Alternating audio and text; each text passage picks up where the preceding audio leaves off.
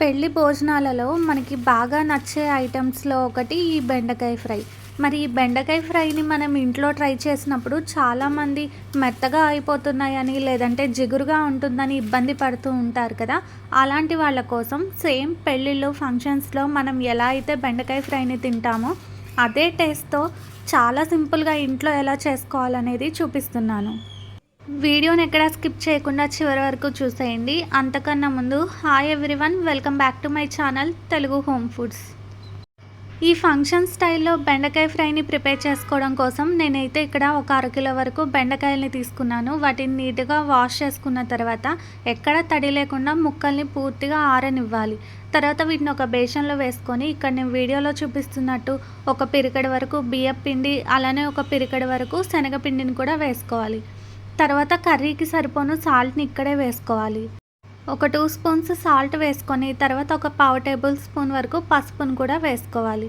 తర్వాత ఇందులోకే కారంని కూడా యాడ్ చేసుకోవాలి. ఒక 1½ స్పూన్ వేసుకుంటే సరిపోతుంది. ఇప్పుడు ఇందులోకి జీలకర్ర పౌడర్ని వేసుకోవాలి. దీన్ని కూడా ఒక ½ టేబుల్ స్పూన్ వరకు వేసుకోవాలి. తర్వాత ధనియాల పొడిని కూడా వేసుకోవాలి. దీన్ని కూడా ఎక్కువ వేసుకోవాల్సిన అవసరం ఏం లేదండి, కొంచెం వేసుకుంటే సరిపోతుంది.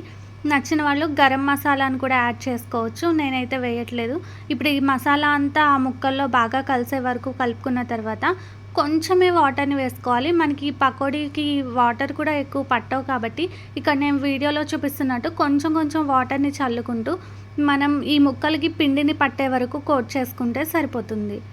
బెండకాయ ఫ్రైని ఇప్పటివరకు ఎవరైనా ట్రై చేయని వాళ్ళు ఉంటే ఈ వీడియోలో నేను చూపిస్తున్న విధంగా ట్రై చేసి చూడండి. చాలా టేస్టీగా, చాలా క్రిస్పీగా ఉంటాయి. వీటిని మనం రైస్లోకే కాకుండా డైరెక్ట్గా స్నాక్లా తిన్నా కూడా చాలా టేస్టీగా ఉంటాయి. చూసారు కదా, ఇక్కడ నేను వీడియోలో చూపిస్తున్నట్టు పిండి అనేది ముక్కలకి మంచిగా పట్టింది. ఇప్పుడు మనం వీటిని డీప్ ఫ్రై చేసుకుందాం. ఇలా ప్రిపేర్ చేసుకున్న ఈ బెండకాయ ముక్కలన్నిటిని పక్కన పెట్టుకొని ఇప్పుడు స్టవ్ మీద డీప్ ఫ్రై కోసం ఆయిల్ని పెట్టుకోవాలి. ఇప్పుడు ఈ ఆయిల్లోకి పచ్చిమిర్చిని వేయించుకోవాలి. నేనైతే ఇక్కడ గరిటెలో పెట్టి వేయిస్తున్నానండి, డైరెక్ట్గా కూడా వేయించుకోవచ్చు.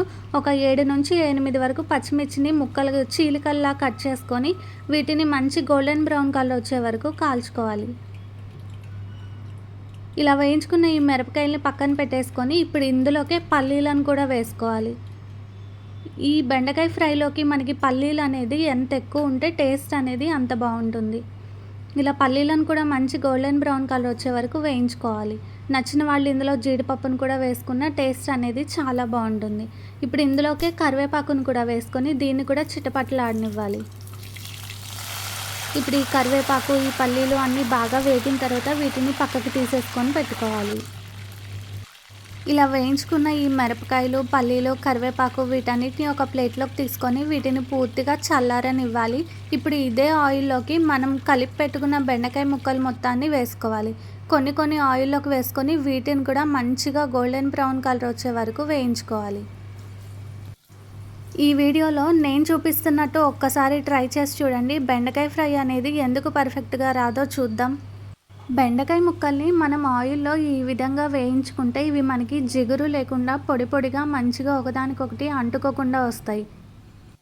మనం ఇలా ఆయిల్లో బెండకాయ ముక్కల్ని వేయించుతుంటేనే ఆ వాసనకి ఇల్లంతా గుమగుమలాడిపోతుంది. మనం ఆయిల్లో ఈ బెండకాయ ముక్కల్ని వేసిన తర్వాత వెంటనే గరిట పెట్టి కదపకూడదండి. వాటిని ఒక 2 to 3 minutes వరకు అలా వేగనివ్వాలి. కొంచెం కలర్ చేంజ్ అవుతున్నప్పుడు అప్పుడు మనం వీటిని కలుపుకుంటూ ఫ్రై చేసుకోవాలి. కొంచెం సేపటి తర్వాత చూసారు కదా, మనకి బెండకాయ ముక్కలు అనేవి కొంచెం కలర్ చేంజ్ అవ్వడం స్టార్ట్ అయ్యాయి. మనకి ఈ ముక్కలు కూడా త్వరగానే ఫ్రై అయిపోతాయండి, ఎక్కువ టైం ఏం పట్టదు కాబట్టి త్వరగా మాడిపోకుండా కలుపుకుంటూ ఫ్రై చేసుకోవాలి. ఇవి మనకి ఆయిల్లో నుంచి బయటికి తీసిన తర్వాత కూడా ఇంకొంచెం కలర్ చేంజ్ అవుతాయి కాబట్టి చూసుకుంటూ వేయించుకోవాలి. చూసారు కదా, మనకి బెండకాయ ముక్కలు అనేవి ఇలా ఫ్రై అయితే సరిపోతుంది. ఇవి దింపే ముందు ఒక పెద్ద వెల్లుల్లిపాయని తీసుకొని వాటిని కూడా ఎల్లిపాయ గర్భాలని చితక కొట్టుకొని ఆయిల్లోకి వేసుకోవాలి. మనం ఇలా బెండకాయ ఫ్రైలోకి వెల్లుల్లిని దంచి వేసుకోవడం వల్ల ఈ ఫ్లేవర్ అనేది చాలా బాగుంటుంది. మనకి వెల్లుల్లి వేగడానికి టైం పట్టదు కాబట్టి లాస్ట్లో దింపే ముందు వేసుకుంటే సరిపోతుంది. ఇలా వేయించుకున్న ఈ బెండకాయ ముక్కలన్నింటినీ ఆయిల్లో నుంచి తీసి ఒక బేషన్లోకి వేసుకోవాలి. మనకి బెండకాయ ఫ్రైలోకి ఇంకా సపరేట్గా మనం ఉప్పు, కారంని ఏమీ యాడ్ చేయాల్సిన అవసరం ఏం లేదండి. డైరెక్ట్గా మనం మసాలాలన్నీ పిండిలోనే కలిపేసుకున్నాం కాబట్టి అన్నీ కరెక్ట్గా సరిపోతాయి.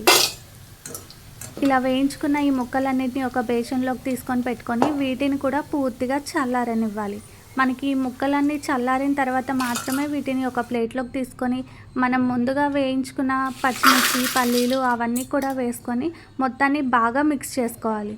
అంతే అండి. చాలా సింపుల్‌గా, టేస్టీగా ఉండే బెండకాయ ఫ్రై అనేది రెడీ అయిపోయింది. వీడియో నచ్చితే తప్పకుండా ట్రై చేసి ఎలా ఉందనేది కామెంట్ చేయండి. ఇలాంటి మరిన్ని టేస్టీ అండ్ క్విక్ రెసిపీస్ కోసం నా ఛానల్‌ని ఇప్పుడే సబ్స్క్రైబ్ చేసుకొని పక్కనే ఉన్న బెల్ ఐకాన్‌ని ట్యాప్ చేసి ఆల్ అనే ఆప్షన్‌ని సెలెక్ట్ చేయండి. అలానే ఇన్‌స్టాలో, ఫేస్‌బుక్‌లో కూడా తెలుగు హోమ్ ఫుడ్స్ పేజ్‌ని ఫాలో అవ్వండి. లింక్ కింద డిస్క్రిప్షన్‌లో ఇస్తాను.